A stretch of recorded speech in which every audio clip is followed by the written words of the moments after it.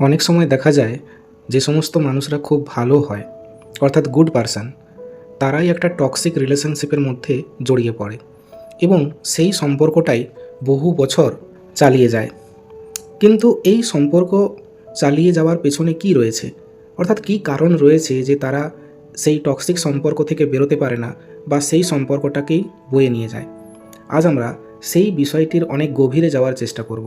তাই ভালোবাসাকে সাইডে রেখে, অর্থাৎ নিজের ইমোশনটাকে কন্ট্রোল করে নিজের বিচার বুদ্ধি দিয়ে সমস্ত ভিডিওটার পর্যালোচনা করবে। এখানে যে ভালো মানুষ, সে হচ্ছে একজন ভিকটিম, যার মধ্যে কি আছে, সহানুভূতি আছে, ধৈর্য আছে অনেক বেশি পরিমাণে। এই সমস্ত যে ব্যক্তি, তাদের যে সম্পর্ক সেটা অনেকটা জুয়ার নেশার মতো। এখানে সামনের দিকের যে মানুষটা, অর্থাৎ যার সাথে তথাকথিত একটা ভালোবাসার সম্পর্ক রয়েছে, সেই মানুষটি সবসময় যে খারাপ ব্যবহার করে এমন কিন্তু নয়। হঠাৎ কোনো একদিন ভালোবাসা দেখায়, আবার হঠাৎ সেই মানুষটি খারাপ ব্যবহার করে। আর যে ভিকটিম হয়, অর্থাৎ যে তথাকথিত সাধারণভাবে ভালো মানুষ, সে কী করে, দিনের পর দিন অপেক্ষা করে সেই ভালো দিনটা আসার, যে দিনে সে তাকে ভালোবাসবে। অর্থাৎ সপ্তাহের 7 দিনের 5 দিন যদি ঝগড়া হয়, অশান্তি হয় বা তাকে ছোট করে দেখানো হয়, অপমান করা হয়, তো সে সেইগুলোকে ইগনোর করে বাকি 2 দিনের অপেক্ষা করবে, যেদিনে সেই মানুষটি তাকে ভালোবাসা দেখাবে অনেক বেশি পরিমাণে। এই ধরনের যে নেশা, এটা যে কোনো ড্রাগের থেকেও অনেক বেশি অ্যাডিকটিভ। যখন কেউ দিনের পর দিন মানসিক চাপের মধ্য দিয়ে যায়, তখন তার মস্তিষ্কে অক্সিটোসিন হরমোন এবং কর্টিসল হরমোন, যেটা স্ট্রেস হরমোন, এগুলোর একটা অদ্ভুত মিশ্রণ তৈরি হয়। আর এখানে এই ধরনের যে হরমোন রিলিজ হয়, তার মেন কারণ থাকে ওই অপর প্রান্তের মানুষটি। সেই মানুষটি কি করে না, তোমাকে কষ্ট দেবে, অর্থাৎ স্ট্রেস দেবে, আবার সেই তোমাকে এসে সান্ত্বনা দেবে, অর্থাৎ রিলিফ দেবে। তখন ওই যে ভিকটিম, অর্থাৎ যে মানুষটি ভালো, সে তার মস্তিষ্ককে এইভাবে বোঝাবে যে তার যে সঙ্গী বা সঙ্গিনীটি আছে, সেই হচ্ছে ত্রাতা। এবং এর ফলে কি হবে, ব্রেনের মধ্যে যে নিউরনের কানেকশন, সেগুলো দুর্বল হতে থাকবে। আর সঠিকভাবে তা ব্যবহার না করার ফলে যে ভিকটিম, তার নিজের প্রতি আত্মবিশ্বাস এতটাই কমে যাবে যে তার নিউরাল পাথওয়ে তাকে বিশ্বাস করাতে বাধ্য করবে যে সে একা চলতে পারবে না, তাকে চলানোর জন্য তার সঙ্গী বা সঙ্গিনীর প্রয়োজন। এই সমস্ত যে ভালো মানুষরা, তারা কিভাবে ব্যাপারটাকে দেখে, যে তার যখন সঙ্গী বা সঙ্গিনী তার সাথে খারাপ ব্যবহার করছে, সেটাকে সে এরকমভাবে দেখছে যেখানে সে মনে করছে যে তার যে সঙ্গী বা সঙ্গিনী, তার অতীতে কোনো একটা ট্রমা আছে বা অতীতের কোনো কষ্ট আছে, তার জন্য সে এরকম খারাপ ব্যবহার করছে। আসলে কিন্তু সে খারাপ নয়, সেও আমাকে ঠিক ততটাই ভালোবাসে যতটা আমি তাকে ভালোবাসি। কিন্তু এগুলো নিজেকে সান্ত্বনা দেওয়া ছাড়া আর কিছু নয়। এরপর এখানে এরকমভাবে সান্ত্বনা কেন দেয় না, এই সমস্ত ব্যক্তিরা সাধারণত মনে করে নিজেদেরকে যে আমরা হচ্ছি একজন উদ্ধারকর্তা। সম্পর্ক ত্যাগ করাকে তারা নৈতিকভাবে পরাজয় বা নিষ্ঠুরতা বলে মনে করে।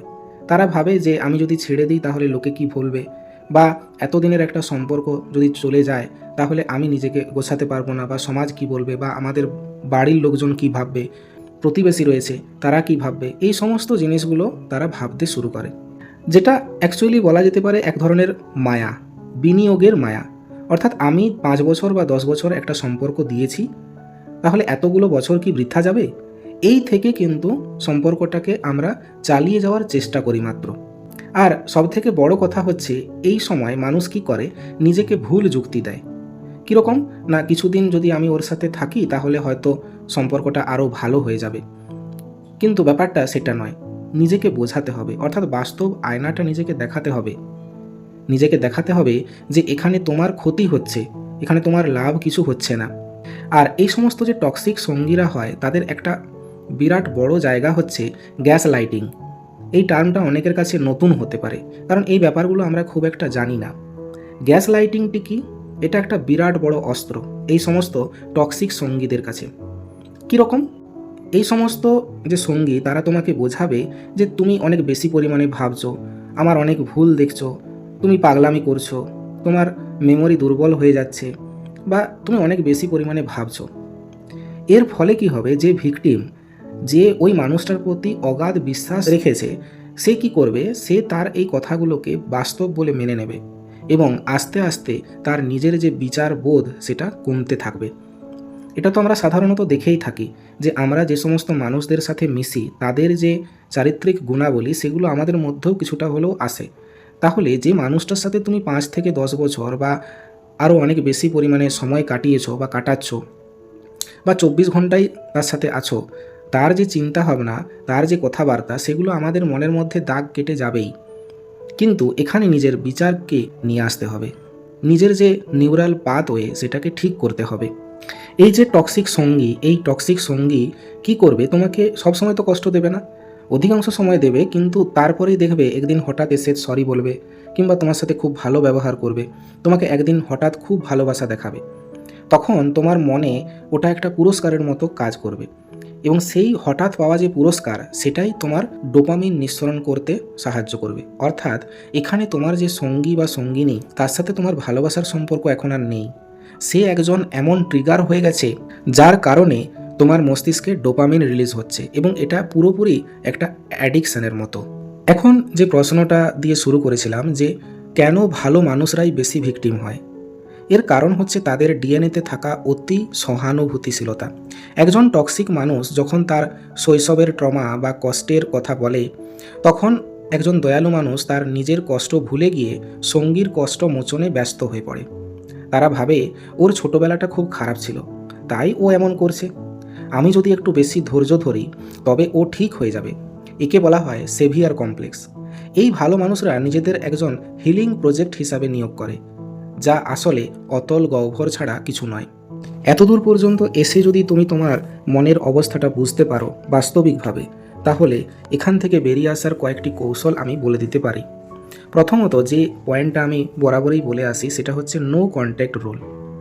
তোমাকে তোমার এই যে ডোপামিন আসক্তির মানুষটিকে বদলাতে হবে, অর্থাৎ বাইরের কোনো এজেন্ট তোমাকে ভালো লাগাবে এরকম ব্যাপারটা রাখা চলবে না।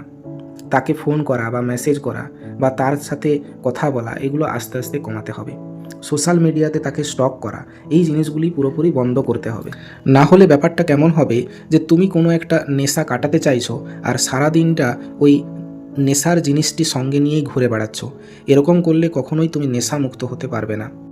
এরপর যেটা আমি মোস্ট ইম্পর্ট্যান্ট পয়েন্ট বলতে পারি, যেটা হচ্ছে গ্যাসলাইটিং এফেক্ট। অর্থাৎ তোমাকে সবসময় ভিকটিম করা হবে, তুমি খারাপ, তোমার সব কিছুই খারাপ, তুমি ভুল ভাবছো, তুমি বেশি ভাবছো।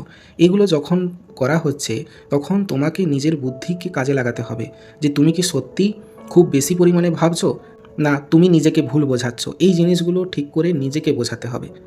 ফর অ্যান এক্সাম্পল, যখন কোনো একটা মানুষ ভালোবাসার সম্পর্কের মধ্যে থাকে তখন একটা অধিকার বোধ আসেই।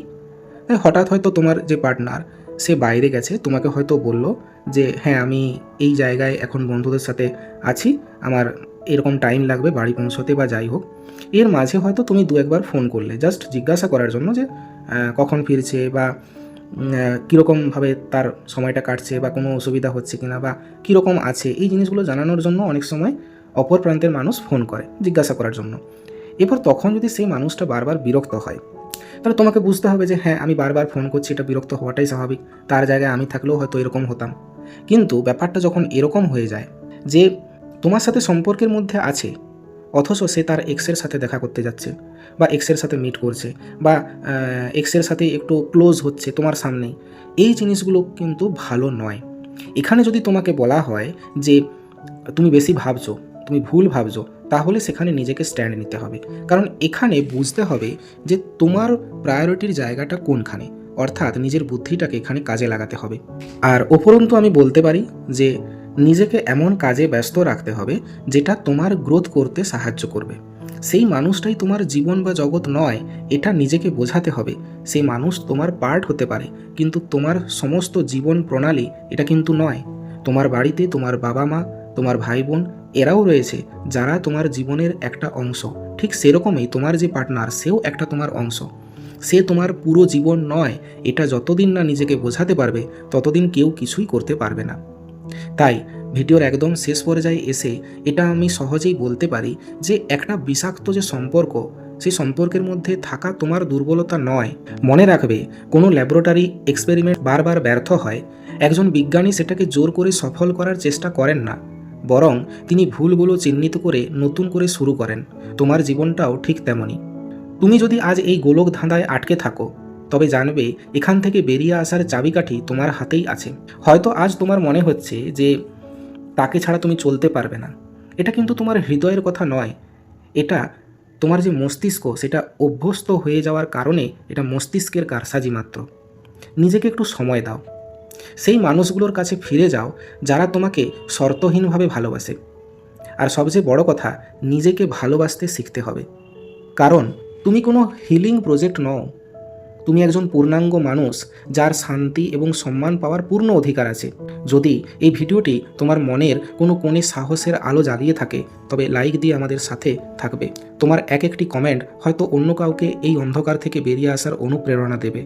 আর যদি তোমার জীবনে এরকম না হয়ে তোমার কোনো বন্ধু বা বান্ধবীর জীবনে এরকম ঘটনা ঘটে থাকে, তাকে ভিডিওটি শেয়ার করো। দেখা হবে পরবর্তী ভিডিওতে।